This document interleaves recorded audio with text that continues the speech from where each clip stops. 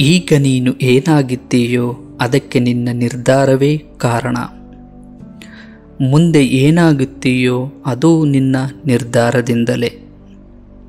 ಸ್ವಂತ ನಿರ್ಧಾರಗಳನ್ನು ತೆಗೆದುಕೊಳ್ಳುವ ಧೈರ್ಯ ನಿನ್ನಲ್ಲಿ ಇಲ್ಲದಿದ್ದರೆ ನಿನ್ನ ಸುತ್ತಮುತ್ತ ಜನರು ನಿನ್ನ ನಿರ್ಧಾರವನ್ನು ರೂಪಿಸ್ತಾರೆ.